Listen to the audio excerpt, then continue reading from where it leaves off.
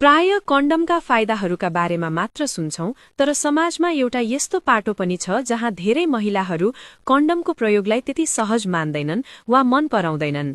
यसका पछाडि केवल आनन्द मात्र नभएर विभिन्न शारीरिक, मनोवैज्ञानिक र स्वास्थ्य सम्बन्धी कारणहरू हुन्छन्। आजको भिडियोमा हामी यसै विषयमा वैज्ञानिक र व्यावहारिक चर्चा गर्नेछौं। धेरै महिलाहरूले कन्डम प्रयोग गर्दा स्किन टु स्किन अर्थात् छालाको छालासँगको स्पर्श नहुने महसुस गर्छन्। यसले गर्दा उनीहरूलाई प्राकृतिक यौन सुखमा कमी आएको जस्तो लाग्न सक्छ।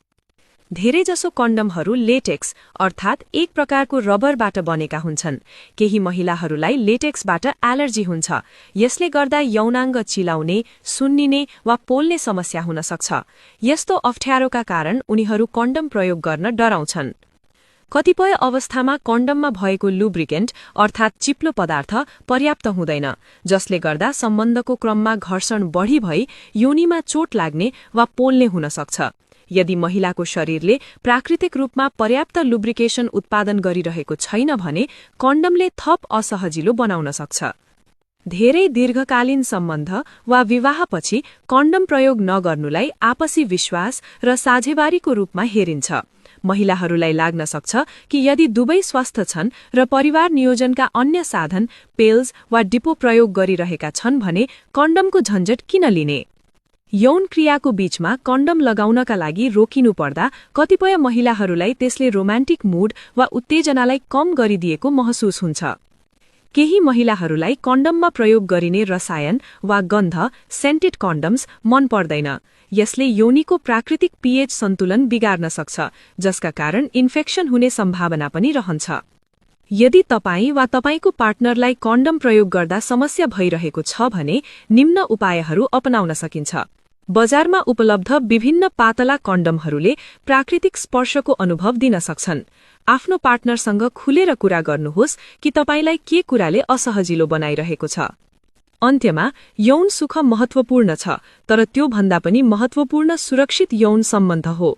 कन्डमले अनावश्यक गर्भधारण मात्र रोक्दैन, यसले एचआईभी र अन्य यौनजन्य रोगहरू एसटीआईजबाट पनि बचाउँछ।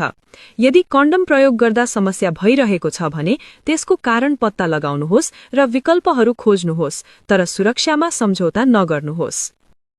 प्राय कन्डमका फाइदाहरूका बारेमा मात्र सुन्छौं, तर समाजमा एउटा यस्तो पाटो पनि छ जहाँ धेरै महिलाहरू कन्डमको प्रयोगलाई त्यति सहज मान्दैनन् वा मन पराउँदैनन्। यसका पछाडि केवल आनन्द मात्र नभएर विभिन्न शारीरिक, मनोवैज्ञानिक र स्वास्थ्य सम्बन्धी कारणहरू हुन्छन्।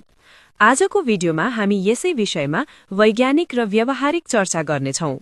धेरै महिलाहरूले कन्डम प्रयोग गर्दा स्किन टु स्किन अर्थात् छालाको छालासँगको स्पर्श नहुने महसुस गर्छन्।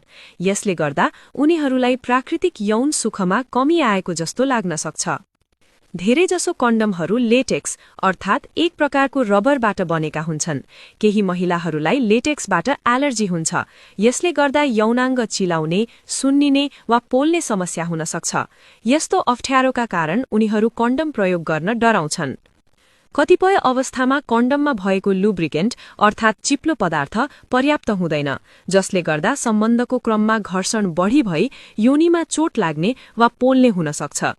यदि महिलाको शरीरले प्राकृतिक रूपमा पर्याप्त लुब्रिकेसन उत्पादन गरिरहेको छैन भने कन्डमले थप असहजिलो बनाउन सक्छ।